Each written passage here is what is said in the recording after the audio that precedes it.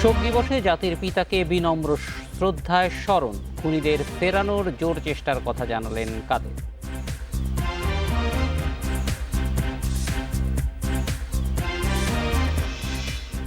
কিছুদিনের মধ্যেই চলে যাবে করোনা, ধারণা করছেন স্বাস্থ্যমন্ত্রী। ভ্যাকসিনের প্রয়োজন নাও হতে পারে।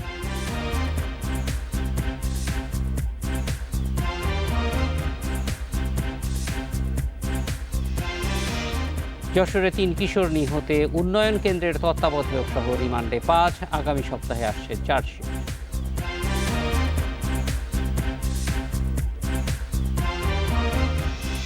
স্বাগত বিরতিহীন রাত ৯টায় বাংলাদেশে।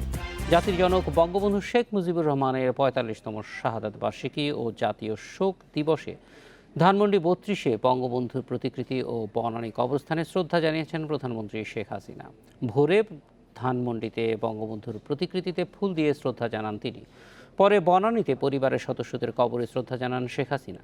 বঙ্গবন্ধুর প্রতিকৃতি ও বনানী কবরস্থানে শ্রদ্ধা জানান আওয়ামী লীগের জ্যেষ্ঠ নেতারাও। দিবসটি উপলক্ষে সারা দেশে পালিত হচ্ছে নানা কর্মসূচি। জাতির জনক বঙ্গবন্ধু শেখ মুজিবুর রহমানের ৪৫তম শাহাদাত বার্ষিকী ও জাতীয় শোক দিবসে ভোরে ধানমন্ডি ৩২ নম্বরে বঙ্গবন্ধু স্মৃতি জাদুঘরের সামনে তার প্রতিকৃতিতে শ্রদ্ধা জানান প্রধানমন্ত্রী শেখ হাসিনা। এ সময় মহান এই নেতার প্রতি সম্মান জানিয়ে কিছুক্ষণ নীরবে দাঁড়িয়ে থাকেন তিনি। পরে সশস্ত্র বাহিনীর একটি চৌকস দল রাষ্ট্রীয় সালাম জানায়। বিগলে বেজে ওঠে করুণ সুর।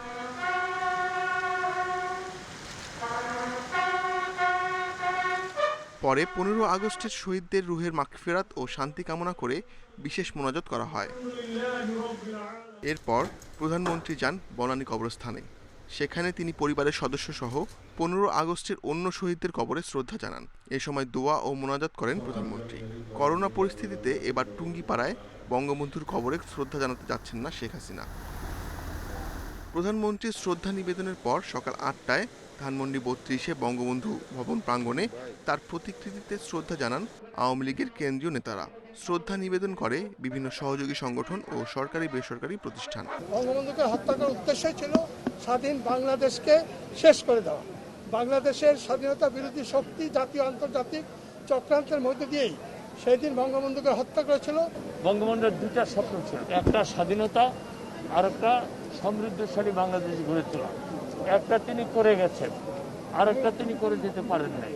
বঙ্গবন্ধুর অসমাপ্ত কাজকে সমাপ্ত করার পথে ধানমন্ডি থেকে বনানী কবরস্থানে যান কেন্দ্রীয় নেতারা। সেখানে ১৫ আগস্টের শহীদদের কবরে শ্রদ্ধা জানান তারা। আমরা এটা আজকে জাতিকে আশ্বস্ত করতে চাই, বঙ্গবন্ধুর বাতি ৫ খুনিকে স্বদেশে ফিরিয়ে এনে মৃত্যুদণ্ড কার্যকর করার প্রয়াস এবং কূটনৈতিক প্রচেষ্টা আরও জোরদার করা হয়েছে। যুক্তরাষ্ট্রের খুনি রাশেদ চৌধুরী এবং কানাডাতে খুনি নূর চৌধুরী এখনও তারা সেখানে আশ্রয় গ্রহণ করে আছে। আমাদের এটুকুই দাবি সেই সকল সরকারদের কাছে, যাতে করে এই সকল খুনিদেরকে ফিরিয়ে দেওয়া হয় এবং তাদেরকে ফিরিয়ে এনে এই রায় সম্পূর্ণরূপে বাস্তবায়ন। এর আগে ভোরে জাতীয় শোক দিবসের কর্মসূচির অংশ হিসেবে বঙ্গবন্ধু ভবন, আওয়ামী লীগের কেন্দ্রীয় কার্যালয় সহ সব কার্যালয়ে জাতীয় ও দলীয় পতাকা অর্ধনমিত রাখা ও কালো পতাকা উত্তোলন করা হয়। Ashik Hossain, Independent News, Dhaka. জাতির পিতা বঙ্গবন্ধু শেখ মুজিবুর রহমানের ৪৫তম শাহাদাত বার্ষিকী ও জাতীয় শোক দিবস উপলক্ষে গোপালগঞ্জের টুঙ্গিপাড়ায় বঙ্গবন্ধুর সমাধিতে শ্রদ্ধা জানিয়েছেন সর্বস্তরের মানুষ। করোনার কারণে বঙ্গবন্ধু কন্যা প্রধানমন্ত্রী শেখ হাসিনা উপস্থিত থাকতে না পারলেও তাঁর পক্ষে সমাধিতে পুষ্পস্তবক অর্পণ করেন প্রধানমন্ত্রীর সামরিক সচিব মেজর জেনারেল নকিব আহমেদ চৌধুরী। টুঙ্গিপাড়ার মাটিতে চিরনিদ্রায় শায়িত আছেন স্বাধীন বাংলার মহান স্থপতি, জাতির জনক বঙ্গবন্ধু শেখ মুজিবুর রহমান। বছরের এই দিনটিতে বঙ্গবন্ধুর সমাধিসৌধে শ্রদ্ধা জানাতে ছুটে আসেন সর্বস্তরের মানুষ। করোনা পরিস্থিতির জেরে এবার বঙ্গবন্ধু কন্যা প্রধানমন্ত্রী শেখ হাসিনা টুঙ্গিপাড়ার আনুষ্ঠানিকতায় যোগ দিতে পারেননি। তার পক্ষে সকাল 10টায় জাতির জনকের সমাধিতে ফুল দিয়ে শ্রদ্ধা জানান তার সামরিক সচিব মেজর জেনারেল নকিব আহমদ চৌধুরী। এ সময় 3 বাহিনীর একটি চৌকস দল গার্ড অব অনার প্রদান করে। বেজে ওঠে বিউগলের করুণ সুর। এরপর দলের প্রেসিডিয়াম সদস্য ফারুক খানের নেতৃত্বে কেন্দ্রীয় আওয়ামী লীগের পক্ষে বঙ্গবন্ধুর প্রতি শ্রদ্ধা জানান দলের নেতাকর্মীরা। পরে জেলা প্রশাসন, পুলিশ প্রশাসন, জেলা আওয়ামী লীগ ও সহযোগী সংগঠনের পক্ষ থেকেও শ্রদ্ধা জানানো হয়। বাঙালি জাতি আজকে সেই জেলার সেই শত্রুকে চিহ্নিত করে জিয়াউর রহমানকে ঘৃণা ভরে ছুঁড়ে ফেলে দেবে, এটাই আমাদের প্রত্যাশা। যারা বঙ্গবন্ধু এবং তার পরিবারকে এই ধরনের বর্বরতমভাবে হত্যা করেছে তাদের সুষ্ঠু বিচার করে সে বিচারের দণ্ড যেন কার্যকর হয় এবং এর মাধ্যমে শুধু বাংলাদেশে নয় বিশ্বের ইতিহাসে আর যেন কখনো এই ধরনের বর্বরতম রাজনৈতিক হত্যাকাণ্ড না হয়। দিনটি উপলক্ষে ফাতেহা পাঠ, মিলাদ, দোয়া মাহফিল ও বিশেষ মোনাজাত হয় সমাধিসৌধ কমপ্লেক্স মসজিদে। সেখানে কেন্দ্রীয় নেতৃবৃন্দের পাশাপাশি অংশ নেন সর্বস্তরের মানুষ। বঙ্গবন্ধু যদি বেঁচে থাকতেন আজ বাংলাদেশ তার স্বপ্নের সোনার বাংলায় রূপান্তরিত হতো। রাজনৈতিকভাবে বিভিন্ন দেশে আশ্রয় গ্রহণ করেছে। আমি আশা করব বাংলাদেশ সরকার অতি তাড়াতাড়ি সেই সমস্ত হত্যাকারীদেরকে দেশে ফিরিয়ে এনে আইনের অনুপাতে তাদের বিচার করবে। Independent news desk. বঙ্গবন্ধু হত্যায় মৃত্যুদণ্ডপ্রাপ্ত নূর চৌধুরী ও রাশেদ চৌধুরীকে দেশে ফেরানোর সব চেষ্টা অব্যাহত আছে। আর এই প্রশ্নে কানাডা ও যুক্তরাষ্ট্র সরকারের সর্বোচ্চ পর্যায়ের সঙ্গে আলোচনা চলছে বলে জানিয়েছেন আইনমন্ত্রী ও পররাষ্ট্রমন্ত্রী। তাদের ফেরাতে প্রয়োজনে দেশ দুটোর সঙ্গে বন্দি বিনিময় চুক্তি হতে পারে বলেও আভাস দিয়েছে আইনমন্ত্রী। জাতির জনক বঙ্গবন্ধু শেখ মুজিবুর রহমান হত্যায় মৃত্যুদণ্ডপ্রাপ্ত নূর চৌধুরী ও রাশেদ চৌধুরীকে দেশে ফেরানোর চেষ্টায় এক ধাপ এগিয়েছে সরকার। প্রায় 15 বছর পর রাশেদের রাজনৈতিক আশ্রয়ের বিষয়টি আবারও খতিয়ে দেখার সিদ্ধান্ত নিয়েছে যুক্তরাষ্ট্রের বিচার বিভাগ। 24শে জুলাই মার্কিন ম্যাগাজিন পলিটিকোয় বলা হয়েছে গত জুনে তার নথি বোর্ড অফ ইমিগ্রেশন আপিলকে নিজ দপ্তরে পাঠাতে বলেছেন অ্যাটর্নি জেনারেল উইলিয়াম বার। এ প্রক্রিয়ায় রাজনৈতিক আশ্রয়ের ক্ষেত্রে কোনো মিথ্যা তথ্য পাওয়া গেলে যুক্তরাষ্ট্র থেকে বহিষ্কার করা হতে পারে রাশেদ চৌধুরীকে। সেক্ষেত্রে তাকে বাংলাদেশেই ফেরত পাঠাবে যুক্তরাষ্ট্র। দুজন চিহ্নিত আছে, তাদের জন্য আমরা বিভিন্ন প্রচেষ্টা চালিয়ে যাচ্ছি এবং we keep our finger crossed. আমরা আশা করি, আমাদের প্রত্যাশা যে আমরা তাদের এনে আইনের সম্মুখীন করতে চাই। মৃত্যুদণ্ডপ্রাপ্ত আরেক আসামি নূর চৌধুরীকে ফেরাতে বাংলাদেশের আবেদনে গত বছরই সাড়া দেয় কানাডার আদালত। সরকারের করা মামলায় আসে তার অবস্থান সংক্রান্ত তথ্যের উপর থেকে বিধিনিষেধ তুলে নেওয়ার আদেশ। এখন চলছে পরবর্তী আইনি ও কূটনৈতিক পদক্ষেপের প্রস্তুতি। আইনমন্ত্রী জানিয়েছেন, সব জটিলতা কাটিয়ে নূর ও রাশেদ চৌধুরীর দণ্ড কার্যকরে সব চেষ্টা অব্যাহত রাখবে সরকার। দেশ দুটির সঙ্গে বন্দি বিনিময় চুক্তি না থাকায় কোনো প্রতিবন্ধকতা দেখা দিলে তাও দূর করা হবে বলে জানান তিনি। তার পিটিশনের মধ্যে কি কি আছে সেইটা জানার রাইট বাংলাদেশ সরকারের আছে, তো সেইখানে আমরা জিতলাম। এখন we will be going to the next step. তার কারণ হচ্ছে সে কি কি বলেছে সেটা আমরা জানার পরে এখন জবাব দিব যে এই ঘটনাগুলো সত্য না।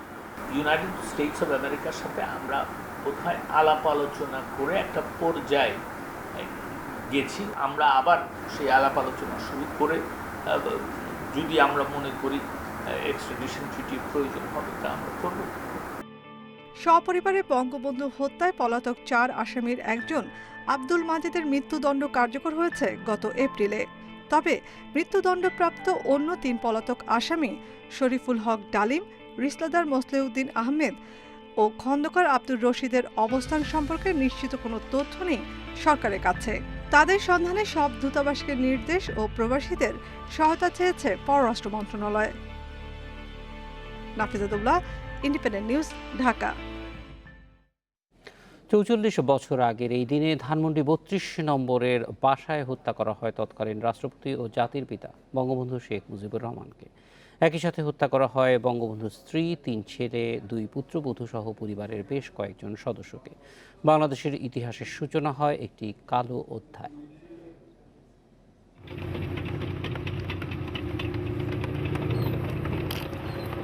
৭৫-এর 15 আগস্ট দিনটি ছিল শুক্রবার। সে সময় শনি ও রবিবার রাতে মহড়া চলত সেনাবাহিনীতে। তাই শুক্রবার রাতে যখন ট্যাঙ্ক চলাচল শুরু হলো কেউই সন্দেহ করেনি। আর্মার্ড ও আর্টিলারির দুটি বিভাগের অন্তত 100 সেনা সদস্য বেরিয়ে আসে ঢাকা ক্যান্টনমেন্ট থেকে। তবে মূল পরিকল্পনার কথা জানত হাতে গোনা কয়েকজন। আর্মার্ড অর্থাৎ ট্যাঙ্কের নেতৃত্বে ছিলেন মেজর ফারুক আর আর্টিলারি নেতৃত্ব দিচ্ছিলেন মেজর রশিদ। তাদের কমান্ডে ফজরের নামাজের সময় অর্থাৎ ভোর 5টা থেকে সোয়া 5টার দিকে বাহিনীটি ক্যান্টনমেন্ট থেকে বের হয়। কিছু দূর এগুনোর পর বাহিনী 3 ভাগে বিভক্ত হয়ে যায়।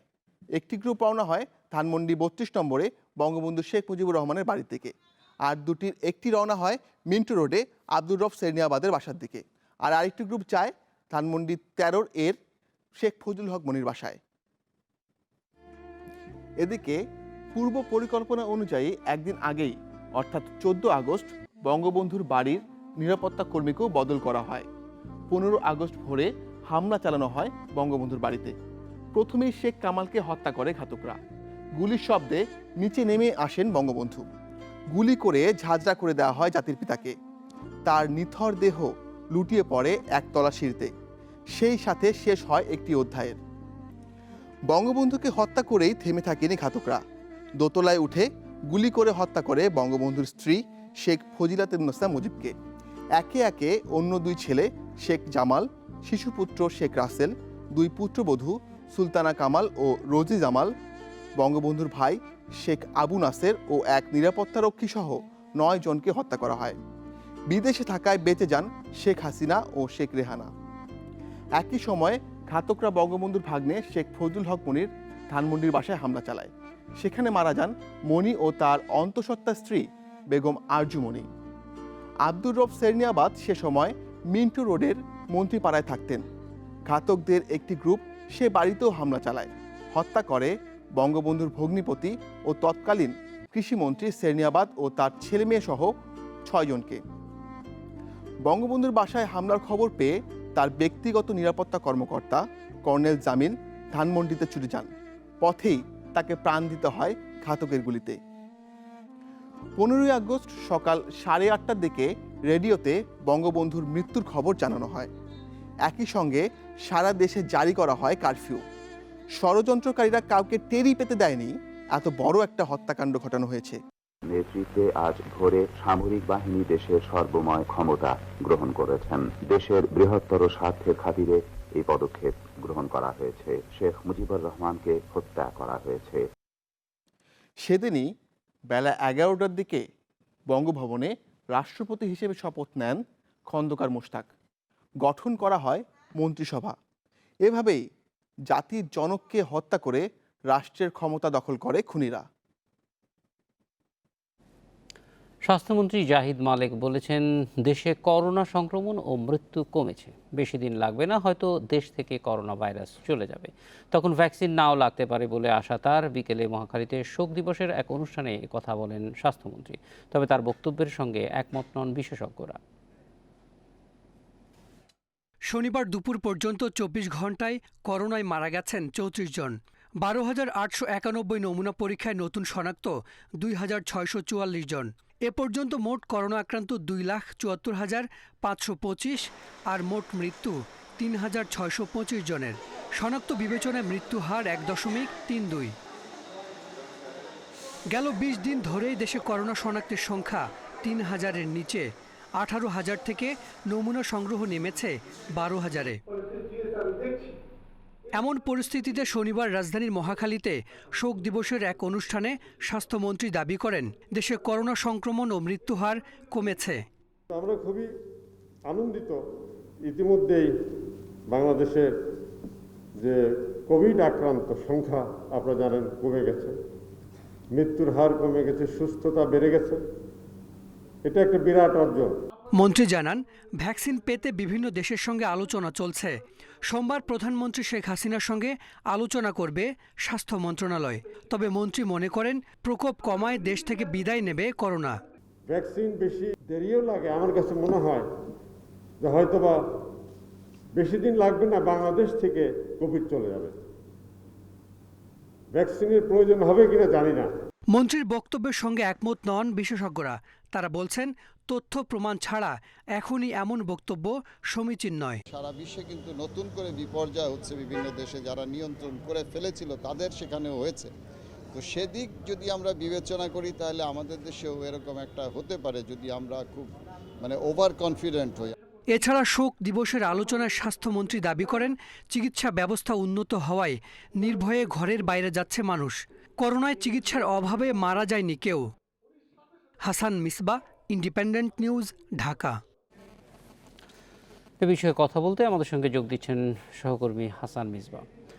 মিসবাহ, স্বাস্থ্যমন্ত্রীর যে বক্তব্য তার মধ্যে আমরা জানি যে এই সময়ে যেটি বলা হচ্ছে যে সংক্রমণ কমেছে, সেইটারও আসলে কোনো যৌক্তিক ব্যাখ্যা নেই। সত্যিকার অর্থেই বাংলাদেশে সংক্রমণ কমেছে কিনা তার এই দাবিটা কিভাবে দেখছেন, বিশেষজ্ঞরা কি বলছেন? দেখুন, করোনার একেবারে শুরুর দিকের কথা যদি আমরা বলি, তখন করোনা সংক্রমণ একেবারে শুরুর দিকে মার্চ কিংবা এপ্রিল বা মে পর্যন্ত তখন শুরুর দিকে আক্রান্ত কম ছিল, মানুষের মধ্যে এক ধরনের আতঙ্ক বেশি ছিল। মানুষ হুমড়ি খেয়ে পড়েছে পরীক্ষার জন্য এবং পুরো বাংলাদেশে লকডাউন থেকে শুরু করে বিভিন্ন ধরনের পদক্ষেপ নেওয়া হয়েছে। মানুষের মধ্যে তখন এক ধরনের ভয় কাজ করেছে করোনা নিয়ে। এখন মানুষের মধ্যে সেই ভয়টি নেই। মানুষ এটিকে সর্দি জ্বর কিংবা যাদের ক্ষেত্রে জটিলতা হচ্ছে তাদের বিষয়টি আলাদা। ফলে যেটি হয়েছে সেটি হলো যে মানুষ এখন পরীক্ষা করাচ্ছেন কম। আবার অন্যদিকে আবার হাসপাতালগুলির প্রতি মানুষের কিছুটা অনাস্থা তৈরি হয়েছে নানান কারণে, টেস্টের প্রতি কিছুটা অনাস্থা তৈরি হয়েছে। তো সেই ক্ষেত্রে বাংলাদেশে এখন যে করোনার প্রত্যেক দিন যে পরীক্ষা, একসময় 18,000-এর মতো পরীক্ষা হয়েছে, এখন সেটি 12,000-এ নেমেছে। এবং যখন পরীক্ষা কম হচ্ছে তখন শনাক্ত কম হচ্ছে। আপাত দৃষ্টিতে মনে হচ্ছে যে আসলে করোনার সেটা কি মানুষ পরীক্ষা করতে কম যাচ্ছেন বলেই, নাকি আসলে কম পরীক্ষা করা হচ্ছে রাষ্ট্রীয়ভাবে? রাষ্ট্রীয়ভাবে পরীক্ষার ফ্যাসিলিটি বা সুবিধা যদি বলি, 86টি ল্যাব থেকে এখন কিন্তু পরীক্ষার সুবিধা বেড়েছে। সেই তুলনায় আগে যেমন মানুষের একটি পরীক্ষার প্রতি একটি ঝোঁক ছিল, কিংবা সামান্য জ্বর হলে কিংবা উপসর্গ ছাড়াও অনেকে পরীক্ষার জন্য গেছেন, এখন কিন্তু উপসর্গ আছে তারপরেও মানুষ পরীক্ষার জন্য যাচ্ছে না। তারা লক্ষণভিত্তিক চিকিৎসা করে বাসায় অবস্থান করছেন এবং তারা সেরে উঠছেন। ফলে মানুষের মধ্যে এখন করোনার ভয় কম কাজ করায় কিংবা আতঙ্ক কেটে যাওয়ায় তারা পরীক্ষামুখী হচ্ছেন কম। সেই দৃষ্টিকোণ থেকে এখন মনে হচ্ছে কিছুটা যে করোনা রোগী কমেছে।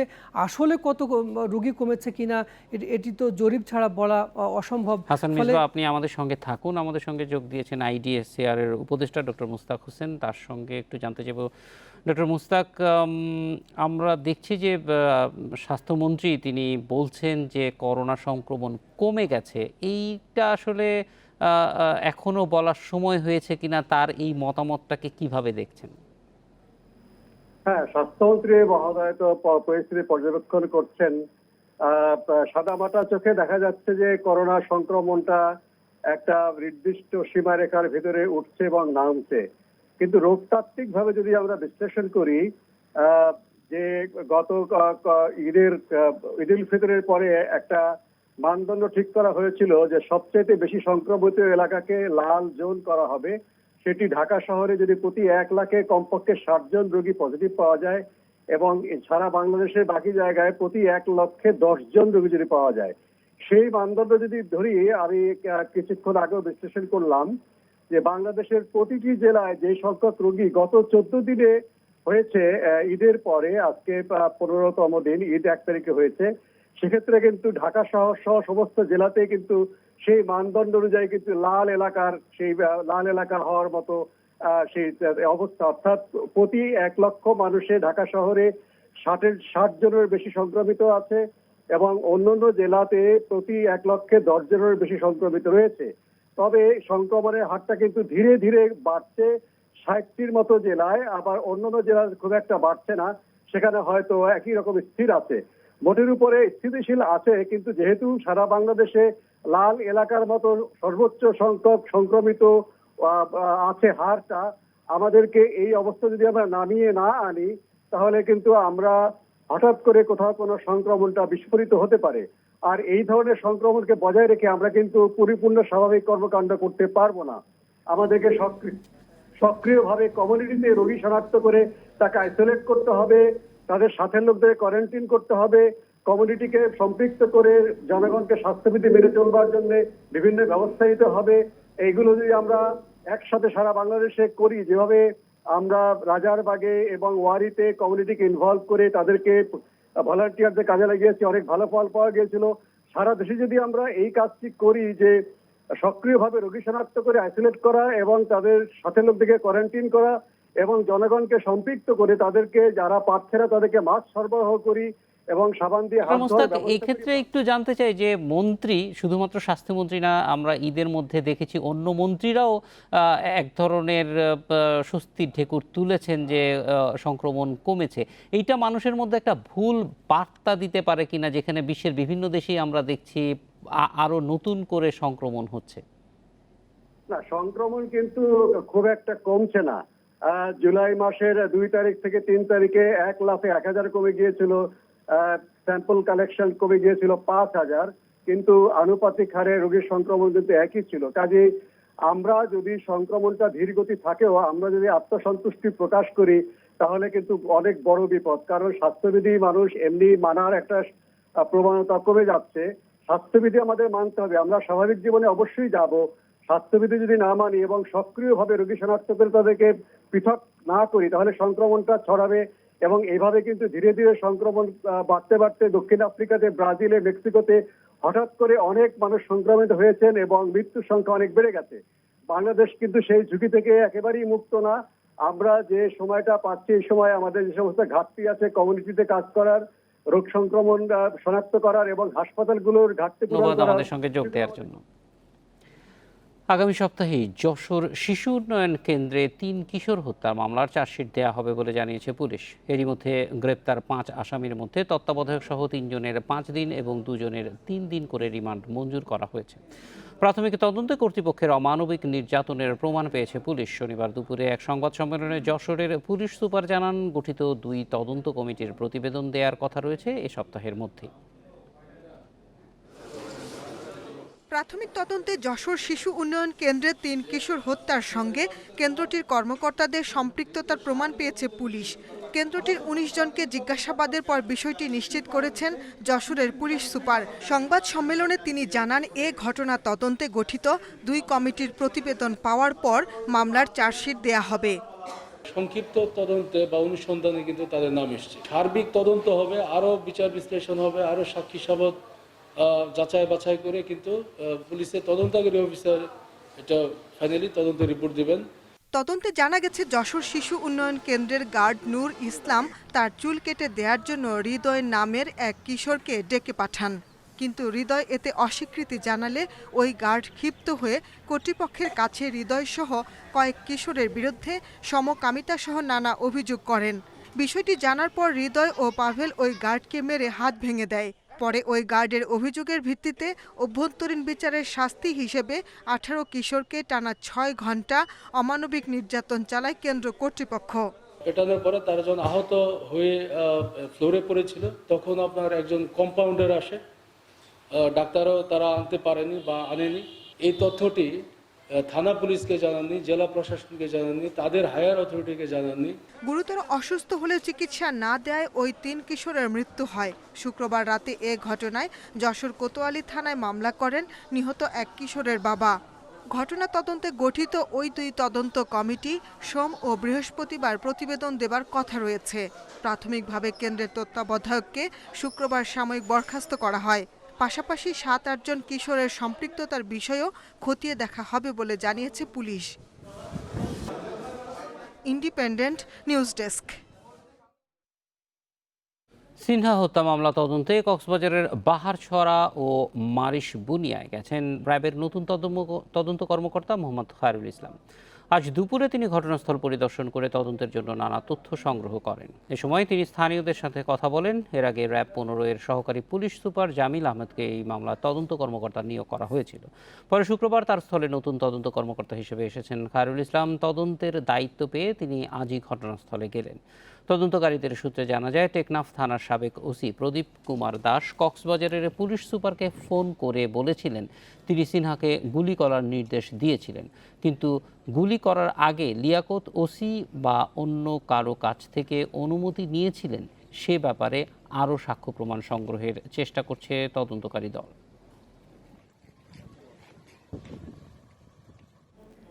এ বিষয়ে আরও জানাতে কক্সবাজার থেকে যোগ দিচ্ছেন সহকর্মী অনুপম শীল। অনুপম, সিনহা হত্যা মামলার তদন্ত কার্যক্রমের সর্বশেষ কি তথ্য পেয়েছেন?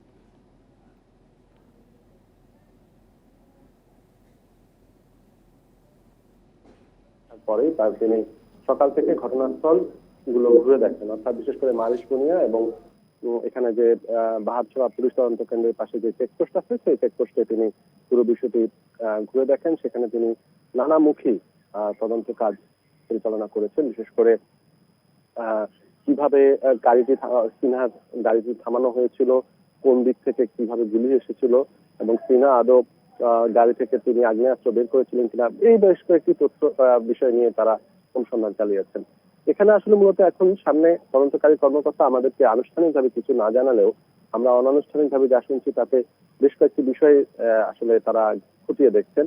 এর মধ্যে মূলত এই গুলি চালানোর আগে কার কার সাথে কথা বলেছেন বা কার নির্দেশে সে গুলি চালিয়েছে, এই ক্ষেত্রে আর কে কে যুক্ত, এটি তারা খতিয়ে দেখছে। পাশাপাশি এই ঘটনাটা কি তাৎক্ষণিক উত্তেজনার ফলাফল নাকি দীর্ঘমেয়াদী কোনো পরিকল্পনার ফল, সেটিও তারা খতিয়ে দেখছেন। এবং যদি দীর্ঘমেয়াদী পরিকল্পনা হয় তাহলে সেই পরিকল্পনার পেছনে কারা যুক্ত, কে কোন আর কোনো উইং যুক্ত আছে কিনা বা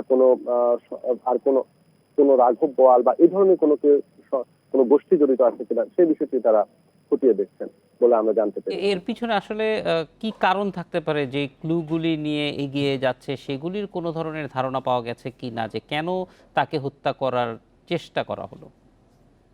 না, এটি নিয়ে আসলে একেবারেই এখানে যে র্যাবের কর্মকর্তা বা তদন্তকারী কর্মকর্তা তারা কেউই কিন্তু মুখ খুলছেন না। আমরা সারাদিন চেষ্টা করেছি, তার বাইরে আমরা ঢাকায়ও চেষ্টা করেছি, অর্থাৎ ঢাকায় যে র্যাবের মিডিয়া উইং এর যিনি প্রধান পরিচালক আছেন তার সাথে যোগাযোগের চেষ্টা করেছি। তারাও আসলে এখনই এইসব বিষয়ে কোনো, যেহেতু বিষয়টি তদন্ত সাপেক্ষ বিষয়, এই জন্য কোনো মন্তব্য করতে রাজি হননি।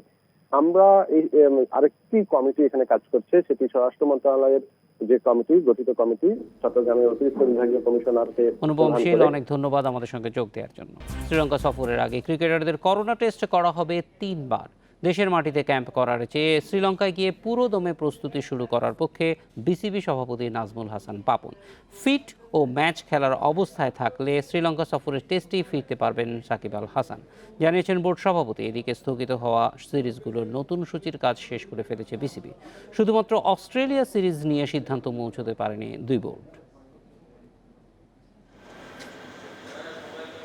ব্যক্তিগত অনুশীলন শুরু হয়েছে ঈদের আগে। সময়ের সাথে মুশফিক, মাহমুদুল্লাহ, মুমিনুল যোগ দিয়েছেন। তামিমও যোগ দেওয়ার অপেক্ষায়। শ্রীলঙ্কা সফরের আগে দলীয় ক্যাম্পের কথা ভাবা হচ্ছিল, তবে পরিস্থিতি বিবেচনায় মিরপুরে ক্রিকেটারদের অনুশীলন সংক্ষিপ্ত করার পক্ষে বিসিবি। শ্রীলঙ্কা গিয়ে পুরোদমে অনুশীলনের গুরুত্ব দেওয়া হচ্ছে। সতর্কতা মেনে লঙ্কা সফরে যাওয়ার আগে 3 বার করানো হবে করোনা পরীক্ষা। যে যত প্র্যাকটিস সম্ভব এটাকে শিফট করে শ্রীলঙ্কায় নিয়ে যাওয়া, এখানে ব্যাপারটাকে শর্ট করে দিয়ে ওখানে গিয়ে যদি আমরা আরও আগে যাই, যেহেতু ওখানে কোনো ধরা পড়ছে না, আমরা অ্যাজিউম করতে পারি যে ওদের ওখানকার পরিস্থিতিটা মাচ সেফার আমাদের চেয়ে এই মুহূর্তে। ঢাকা প্রিমিয়ার লিগ এবছর হচ্ছে না নিশ্চিত। পরিস্থিতির উন্নতি না হলে একই ভাগ্য বরণ করতে হবে বিপিএল-এর। আশার কথা, স্থগিত হয়ে যাওয়া সিরিজগুলোর নতুন সূচি ঠিক করে ফেলেছে বিসিবি। বাকি আছে শুধু অজদের বিপক্ষে 2 টেস্টের সূচি ঠিক করা। শিডিউল ছিল আমাদের, যে শিডিউলটা ছিল আমাদের এখানে আসার কথা ছিল, ফর এক্সাম্পল অস্ট্রেলিয়া, নিউজিল্যান্ড, এই দুটো চলে গেছে। পাকিস্তানের সাথে একটা টেস্ট বাকি আছে, শ্রীলঙ্কার এটা আছে, আয়ারল্যান্ডের একটা ব্যাপার আছে। আমরা সবগুলোই মোটামুটি আবার রিশিডিউল করার মতো, কবে খেলবো না খেলবো এটা মোটামুটি প্রস্তুতি আমরা সব কিছু ঠিক করে ফেলেছি। কাজে ওই খেলাগুলো বাদ যাবে না, এক্সেপ্ট 1। অস্ট্রেলিয়ারটা এখন পর্যন্ত আমরা করতে পারিনি।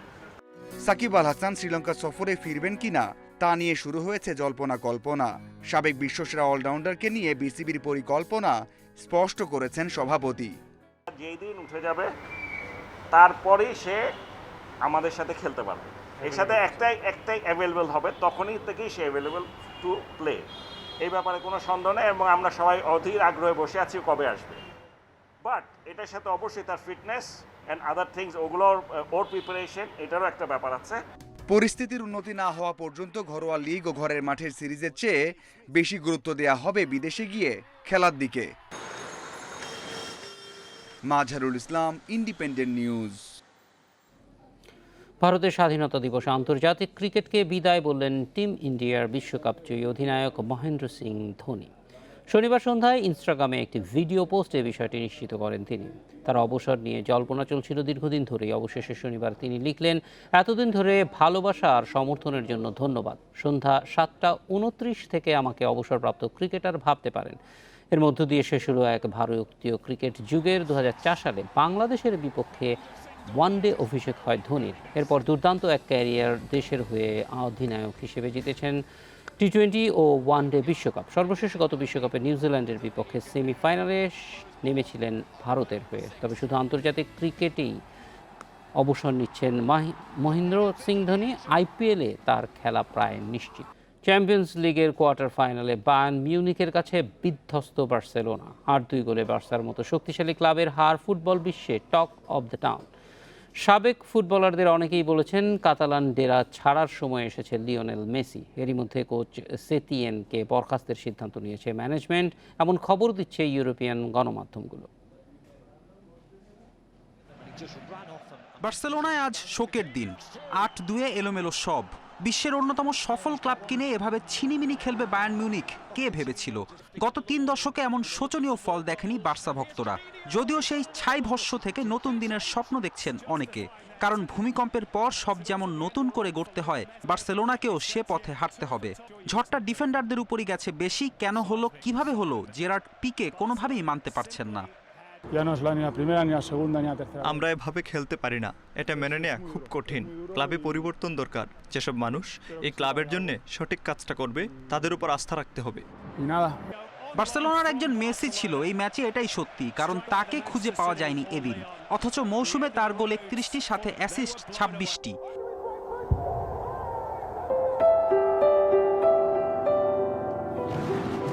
কিন্তু দলের এমন বেহাল দশায় প্রশ্ন উঠেছে ফুটবল জাদুকরের বার্সায় থাকা নিয়ে। পুরো কেরিয়ার কাটালেন যে ক্লাবে, অন্তিম মুহূর্তে কি কেরিয়ার বিবেচনাতেই তার ছাড়ার কথা ভাববেন মেসি? মেসির ভাববার সময় এসেছে। আগামী 2 বছর তার জন্য খুব গুরুত্বপূর্ণ। এমন ছন্নছাড়া দলে পড়ে থাকা মেসির জন্য ভালো হবে না। এনার্জি স্পিডে বার্সেলোনা জোর না দিলে এই দল নিয়ে বড় সাফল্য আসবে না। বার্সা ভক্তদের জন্য সুখবর, টনক নড়তে শুরু করেছে ক্লাব কর্তৃপক্ষের। চ্যাম্পিয়ন্স লিগ থেকে ছিটকে পড়ার পরপরই কোচ সেতিয়ানকে বরখাস্তের সিদ্ধান্ত নেয় বার্সা। এখন কেবল আনুষ্ঠানিক ঘোষণার অপেক্ষা। গত 1 দশকে 3টি চ্যাম্পিয়ন্স লিগ, 8টি লা লিগা ও 6টি কোপা দেল রের শিরোপা জেতা বার্সার এমন মলিন রূপ দেখা যায়নি নিকট অতীতে। এ মৌসুমে জিততে পারেনি কোনো শিরোপা, তাই কোচ সেতিয়ানের বিদায়টা ছিল অনুমেয়। সেতিয়ানের উত্তরসূরি হচ্ছেন টটেনহ্যামের সাবেক ম্যানেজার মাউরিসিও পচেত্তিনো, এমন কথা ছড়িয়েছে বাতাসে। তার সঙ্গে ডিনারে কথা সেরেছেন বার্সা সভাপতি বার্তোমেও। কিছু সিদ্ধান্ত করোনা পরবর্তী চ্যাম্পিয়ন্স লিগ শুরুর আগেই নেওয়া হয়েছে। চ্যাম্পিয়ন্স লিগে শোচনীয়ভাবে হেরে ছিটকে যাওয়াটা দুঃখজনক। আগামী সপ্তাহে আরও কিছু গুরুত্বপূর্ণ সিদ্ধান্ত আসবে। এতটা এলোমেলো বার্সেলোনাকে সাম্প্রতিক সময় আর দেখা যায়নি। বিশ্বের অন্যতম জনপ্রিয় ক্লাবটি কি বড় কোনো সংকটে পড়েছে? ফেরদৌস ইসলাম, ইন্ডিপেন্ডেন্ট নিউজ। সোমবার থেকে স্বাস্থ্যবিধি মেনে খুলছে কক্সবাজারের পর্যটন কেন্দ্র ও হোটেল মোটেল। কক্সবাজার জেলা প্রশাসনের এই সিদ্ধান্তে খুশি পর্যটন খাতের ব্যবসায়ীরা। জেলা প্রশাসক জানালেন, স্বাস্থ্যবিধি মানা না হলে গুনতে হবে জরিমানা। দীর্ঘ 5 মাস বন্ধ ছিল বিশ্বের দীর্ঘতম সমুদ্র সৈকত কক্সবাজারের পর্যটন সংশ্লিষ্ট সব ব্যবসায়িক প্রতিষ্ঠান। সম্ভাবনাময় এই শিল্পকে বাঁচাতে পর্যটন জায়গাগুলো সীমিত পরিসরে খুলে দেওয়ার সিদ্ধান্ত নিয়েছে সরকার। প্রাথমিকভাবে কক্সবাজার পৌর এলাকা, এরপর পর্যায়ক্রমে জেলার সব দর্শনীয় স্থানগুলো খুলে দেওয়া হবে। ব্যবসায়ীরা বলছেন, করোনার মহামারীতে যে ক্ষতি হয়েছে তা দ্রুত কাটানো সম্ভব নয়। তবে পর্যটকদের বরণ করতে সব ধরনের প্রস্তুতি নিয়েছেন তারা। নির্দেশনা মোতাবেক আমরা মোটামুটি গেস্ট এলাও করব। ওনাদের তাপমাত্রা মাপার যে মেশিনটা আমরা রাখতেছি, তারপর পর্যাপ্ত পরিমাণ আমাদের হ্যান্ড স্যানিটাইজার, সব হোটেল স্টাফদের সবসময় মাস্ক পরিধান করা এবং গেস্টকেও মাস্ক পরিধান করা। হোটেলগুলোতেও যেন যেখানে একটা রুমে 4 জন থাকতো সেখানে 2 জন করে রাখা হবে। অলরেডি স্বাস্থ্যবিধি মেনেই হচ্ছে সামনে ট্যুর করা হবে, যার কারণ হচ্ছে কোনো রকমই যেন পরবর্তীতে কেউ সংক্রমিত না হয়। যদিও খুলে দেওয়ার আগে কক্সবাজারে আসতে শুরু করেছেন অনেক পর্যটক। বন্দি ছিলাম এতদিন, অনেকদিন পর আসলাম, পরিবেশটাও আগের মতো নাই, তারপরও আর কি ভালো। জেলা প্রশাসক জানালেন, পর্যটক সহ সংশ্লিষ্ট সকলকে নিয়মকানুন মেনে ভ্রমণ করতে হবে, না মানলে গুনতে হবে জরিমানা। সীমিত পরিসরে স্বাস্থ্যবিধি মেনে হোটেল, মোটেল, গেস্ট হাউস বা পর্যটন এরিয়া, পর্যটন সংশ্লিষ্ট ইভেন্টগুলো এগুলো আমরা ওপেন করে দিচ্ছি। আমরা ইতিমধ্যে এর জন্য একটা কমিটি করেছিলাম, সেই কমিটি কিছু গাইডলাইন তৈরি করেছে। আমরা আজকেই সেই গাইডলাইনগুলো সংশ্লিষ্ট সকলের কাছে পৌঁছে দেব। কক্সবাজারের পর্যটন কেন্দ্রগুলো খুলে দিতে খাতভিত্তিক বিভিন্ন নির্দেশনা তৈরি করা হয়েছে। এসব নির্দেশনা যথাযথভাবে মানা হচ্ছে কিনা তা পর্যবেক্ষণের জন্য তদারকি করবে জেলা প্রশাসন। তৌফিকুল ইসলাম, ইন্ডিপেন্ডেন্ট নিউজ, কক্সবাজার। করোনার টিকার সফল পরীক্ষার পরই হতে যাচ্ছে গণ উৎপাদন। স্বাধীনতা দিবস উপলক্ষে দেয়া ভাষণে করোনার টিকা আবিষ্কারে ভারতের অবস্থান তুলে ধরেন প্রধানমন্ত্রী নরেন্দ্র মোদী। বলেন, এরই মধ্যে কম দামে কিভাবে টিকা পৌঁছে দেয়া হবে সেই পরিকল্পনা চূড়ান্ত করেছে তার সরকার। সেই সাথে ভারতীয় সীমান্তে বিদেশি হস্তক্ষেপ কোনোভাবেই বরদাস্ত করা হবে না বলেও হুঁশিয়ারি দেন মোদী।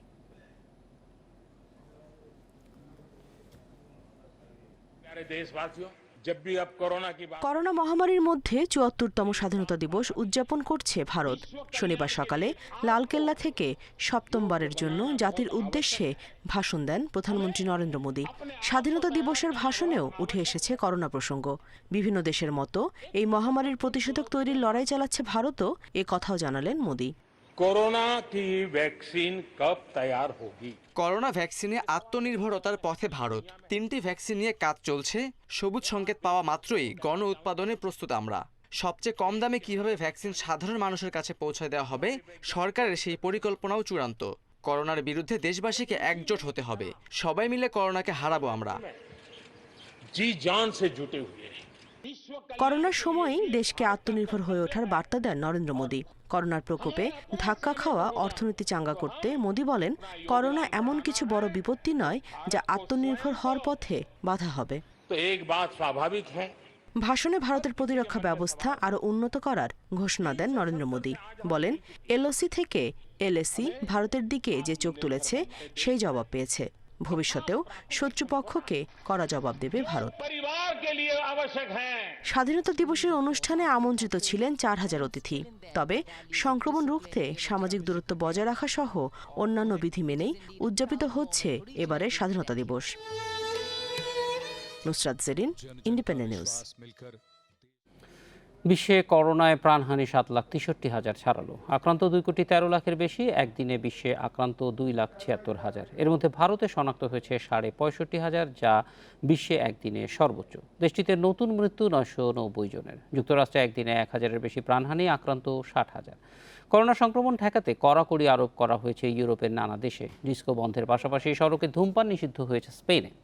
30 জনের বেশি লোকের সমাগম ও মাস্ক না পরলে জরিমানা গুনতে হবে যুক্তরাজ্যে। এদিকে খাবার বা প্যাকেটজাত হিমায়িত খাবার থেকে মানবদেহে করোনা ছড়ানোর নজির নেই বলে জানিয়েছে বিশ্ব স্বাস্থ্য সংস্থা।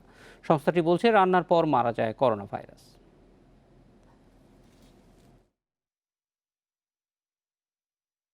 করোনা এবার চলে গেলেন বরেণ্য চিত্রশিল্পী মুর্তজা বশীর। দেশের বিমূর্ত চিত্রকলার অন্যতম পথিকৃৎ ছিলেন তিনি, আর এর স্বীকৃতি হিসেবে পেয়েছেন 21শে ও স্বাধীনতা পুরস্কার। এছাড়া ভাষা আন্দোলন, মুক্তিযুদ্ধেও ছিল তার বিশেষ ভূমিকা। তার মৃত্যুতে গভীর শোক জানিয়েছেন রাষ্ট্রপতি ও প্রধানমন্ত্রী।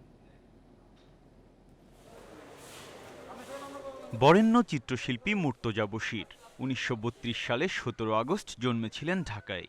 আর জন্মদিনের দুদিন আগেই চলে গেলেন না ফেরার দেশে। 88 বছর বয়সে শনিবার সকালে রাজধানীর একটি হাসপাতালে করোনায় মৃত্যু হয় তার। দুপুরে তেজগাঁওয়ের বাসভবনে জানাজা, পরে চিরনিদ্রায় শায়িত হন বনানী কবরস্থানে। আমাদের যেটা ইচ্ছা ছিল আমরা আর মার্কাজুল যেটা মোহাম্মদপুরে ওখানে নিয়ে যাওয়ার, কিন্তু আমরা পরে জানতে পারলাম অ্যাপোলো ওনাকে যথেষ্ট রেসপেক্ট করেছে। ওদের নিজেদের তরফ থেকে ওরা স্বাস্থ্য মন্ত্রণালয়ে ফোন করে ওনাদেরকে খবর দিয়েছে। আমাদের স্ক্যাজুয়ালটা একটু চেঞ্জ হয়েছে, তখন ওনারাই অ্যাপোলোর নিচে গোসলের ব্যবস্থা সব ওনারাই করেছেন। বাংলাদেশে বিমূর্ত চিত্রকলার অন্যতম পথিকৃৎ ছিলেন তিনি। তার দেয়াল, শহীদ শিরোনাম, রক্তাক্ত 21শে নামের কাজগুলো বিশেষ জায়গা করে নিয়েছে বাঙালির মনে। চিত্রকলা ছাড়াও লিখেছেন বই, মুদ্রা ও শিলালিপি নিয়ে আছে গবেষণা। ভাষা আন্দোলন, মুক্তিযুদ্ধ থেকে শুরু করে স্বৈরাচার বিরোধী আন্দোলনেও ছিল তার সোচ্চার ভূমিকা। ওনার একটা ইচ্ছা ছিল যে মানুষের জীবিতকালে সমাজকে দিয়েছেন বা আমাদের দেশকে দিয়েছেন, ওনার মৃত্যুর পরে যেন সবাই তাকে মনে রাখে। মিউজিয়ামের মতন একটা করব, ওনার জিনিস এবং ওনার বাবার যে জিনিসগুলো ওনাকে দিয়েছেন বেসিক্যালি, তো সেই জিনিসগুলো সবই আমাদের কাছে আছে। সেখানে আমরা একটা চেষ্টা করব একটা ছোট্ট মিউজিয়াম করার জন্য। চিত্রকলায় বিশেষ অবদানের স্বীকৃতি হিসেবে পেয়েছেন স্বাধীনতা ও 21শে পদক সহ বেশ কিছু গুরুত্বপূর্ণ পুরস্কার। Biprojit Chanda, Independent News, Dhaka. গভীর শ্রদ্ধায় জাতীয় শোক দিবসে পালন করেছে ক্রীড়াঙ্গন। যুব ও ক্রীড়া মন্ত্রণালয়ের উদ্যোগে ছিল স্মৃতিচারণ ও দোয়া অনুষ্ঠান। বঙ্গবন্ধু চলে যাওয়া দেশের ক্রীড়াঙ্গনের জন্য বড় ধাক্কা বলে জানান বাফুফে সভাপতি কাজী সালাউদ্দিন। বিসিবিতেও ছিল শোকের আবহ। পুরো জাতি গভীর শ্রদ্ধায় স্মরণ করছে বঙ্গবন্ধু শেখ মুজিবুর রহমান সহ 15 আগস্ট নিহত তার পরিবারের সদস্যদের। জাতীয় শোক দিবসে সরব ছিল ক্রীড়াঙ্গনও। দিনব্যাপী নানা কর্মসূচিতে ব্যস্ত ছিল যুব ও ক্রীড়া মন্ত্রণালয়। যুব উন্নয়ন অধিদপ্তরে এক দোয়া মাহফিল অনুষ্ঠানে যোগ দিয়ে বঙ্গবন্ধুকে নিয়ে স্মৃতিচারণ করেন যুব ও ক্রীড়া প্রতিমন্ত্রী জাহিদ আহসান রাসেল। যে মানুষটি এত 3.5 বছরে এত বড় স্বপ্ন দেখতে পারেন, এত বড় অর্জন করতে পারেন, সেই মানুষটি যদি 5টি বছর বা 10টি বছর ক্ষমতায় থাকতেন, আজকে দেশটি আমরা অবশ্যই মনে করতাম যে এই বাংলাদেশ আজকে বিশ্ব পর্যায়ে খেলার যোগ্যতা থাকতো। বাংলাদেশ ফুটবল ফেডারেশনও দোয়া অনুষ্ঠানের পাশাপাশি গরিবদের মাঝে খাবার বিতরণ করে। বাফুফে সভাপতি কাজী সালাউদ্দিন স্মৃতিতে বঙ্গবন্ধু এখনও উজ্জ্বল। আজকে বাংলাদেশের জন্য সবচেয়ে কালো দিন, এবং এই ধরনের দিন আমাদের দেশে আসবে এটা স্বপ্নেও ভাবিনি, বাট হয়ে গেছে। আমার মনে হয় আজকে আমরা গোটা ফ্যামিলির জন্য দোয়া করি, এটাই হলো সবচেয়ে বড় জিনিস। এই ছিল বিরতিহীন রাত 9টায় বাংলাদেশে। ইন্ডিপেন্ডেন্ট টেলিভিশনের সব খবর বিস্তারিত জানতে চোখ রাখুন ফেসবুক, ইউটিউব, টুইটার।